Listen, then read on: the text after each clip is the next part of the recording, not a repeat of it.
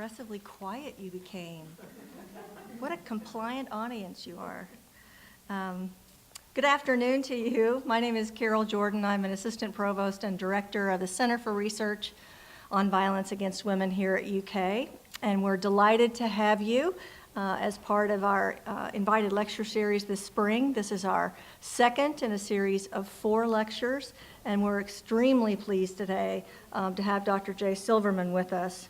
He is Associate Professor of Society, Human Development and Health and Director of Violence Against Women Prevention Research at the School of Public Health at someplace you may have heard of, and that would be Harvard.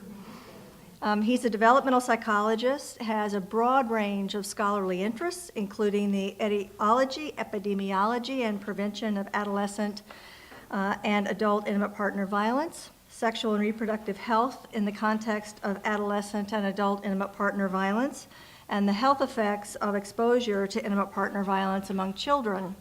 He's here today because his work also includes studies on mechanisms and health effects of the international sex trafficking of girls and women.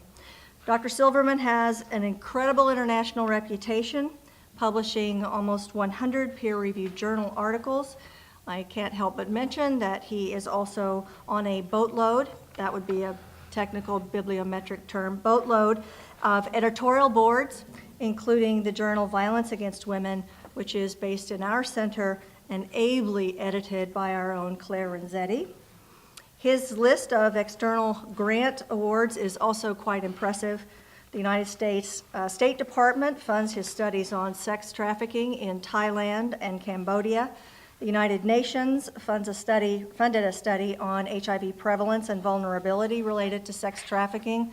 The Centers for Disease Control funded his prevention work on adolescent violence, and the NIH funded a study on the association of domestic violence to poor maternal and infant health.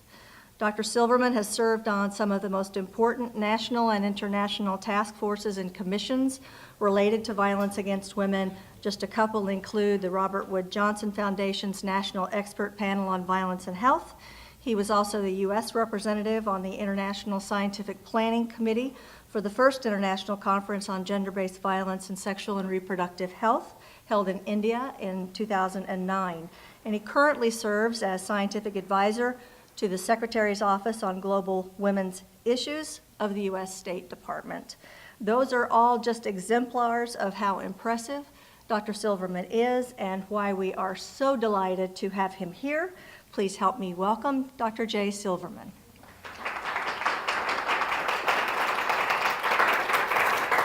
Thank you, everybody. I don't know that all that stuff was true, by the way. In fact, Claire knows a piece of it isn't, but we'll leave that out. My wife is on her editorial board. I'm not above taking credit for her work, but anyway, well, thank you very much, everybody, for being here today. I'm not sure what time it is for me. I had a grant around some of this stuff I'll be talking about due, but it was due in India today, which meant we worked all last night to get it all in. So anyway, who knows what I'll say today. And if at any point during this talk I start to talk about things where I'm using acronyms or something, which I'll try not to do, that don't make sense to people, please raise your hand and I will stop, because I'm sure if you're not sure what it is, probably most of the people in the room don't, but I will try my best to not do that. Okay, so as Carol said, all of my work is around gender-based violence against women and girls. Until maybe 7 years ago, really it was pretty much all around intimate partner violence or dating violence, including some work internationally. And then, like so many other people, it wasn't some divine inspiration, I saw a documentary on trafficking of women and girls for sexual exploitation. And I thought, my God, this is this huge piece of gender-based violence against women and girls that brings together the most horrific elements that we can imagine. And I don't know much of anything about this. Now, I looked in the literature, and I seem to not have been alone. There was just nothing out there, or people who did know weren't helping anybody else understand. And it certainly seemed like a huge public health issue. So I started to do work on this in a very pragmatic way, basically with no resources, just getting myself over to places where I knew this was a huge issue, like in Mumbai, India, and basically just listening to anybody who would talk to me about it. And just as it's the case anywhere, and certainly in this country, the people who really understand these things the best are the people who are on the front lines. This is a much, much misunderstood issue. A lot of that misunderstanding, unfortunately, has created huge barriers to making progress on doing something about it. And I'll talk about this later. I think a huge piece of that is people are not listening to the people who actually know. They're not listening to the people who are affected, and they're not listening to the people who are assisting the people who are affected. And that happens, unfortunately, way too much. So I'm going to talk about female sex workers. Now, the term female sex workers is something that, and Carol mentioned, I've done some work with the State Department. There's a lot of people will say, we shouldn't be calling these sex workers because that's sort of validating it's a kind of work.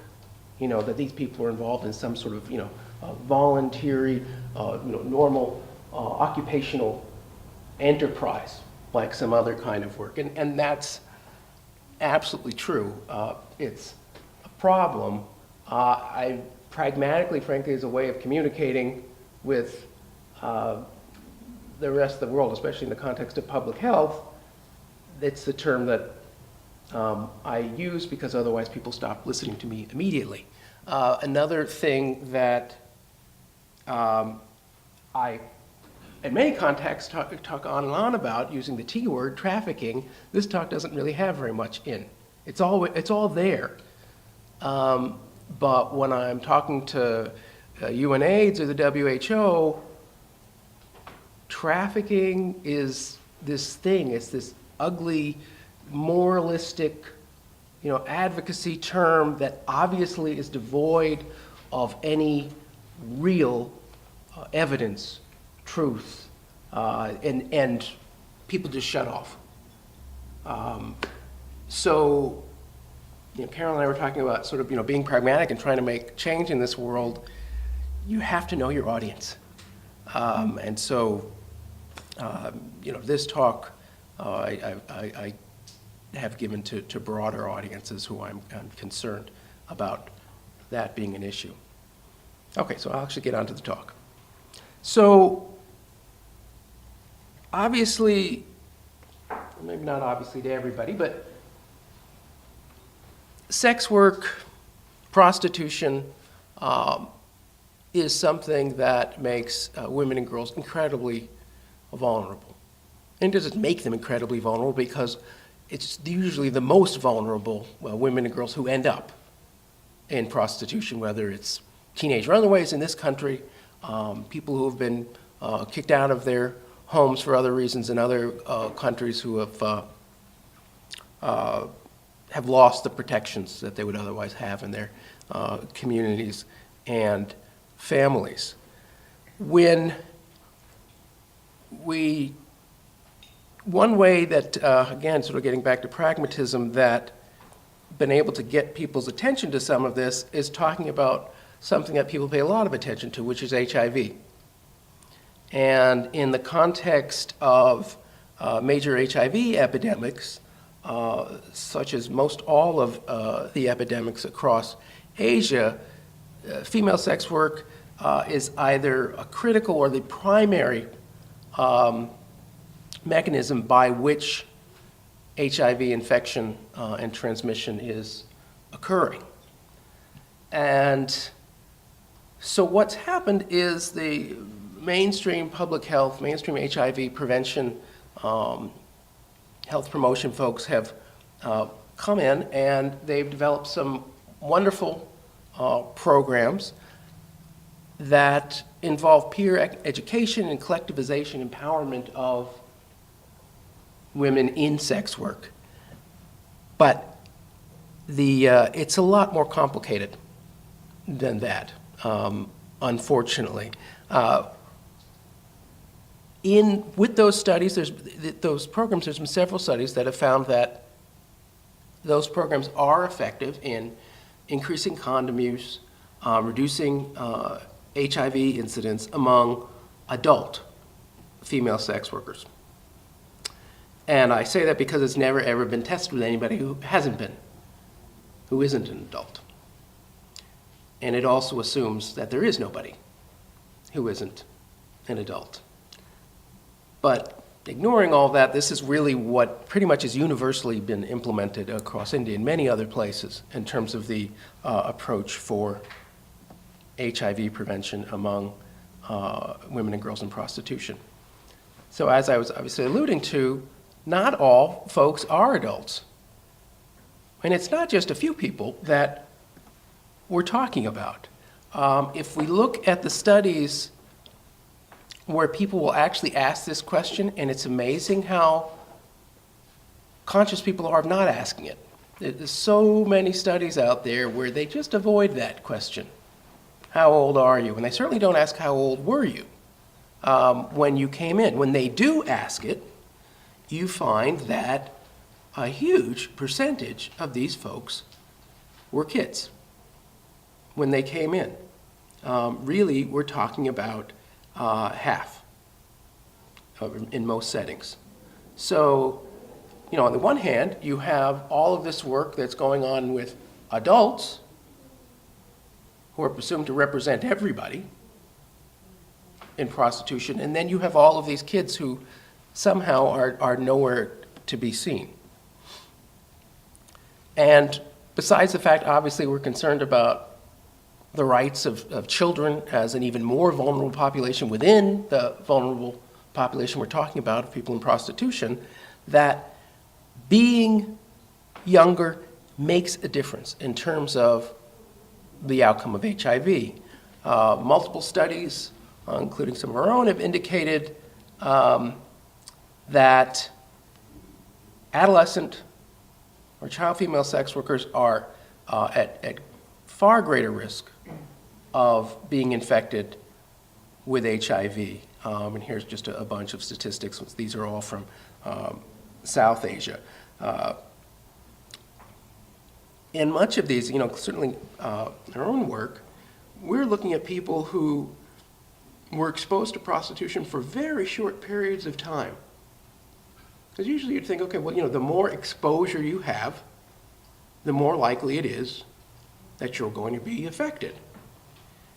Well, it doesn't somehow work that way in terms of time. Not very neatly. There's something going on where people,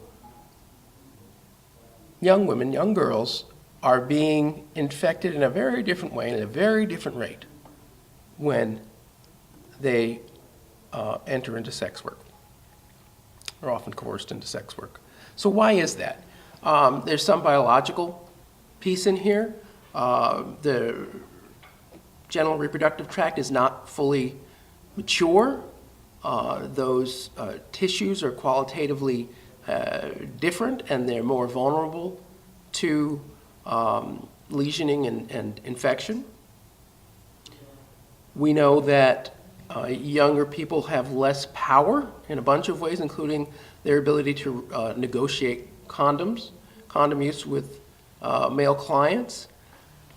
We know from our work that they're more likely to experience a great deal of pressure from the people who are controlling them, managers, to not use condoms.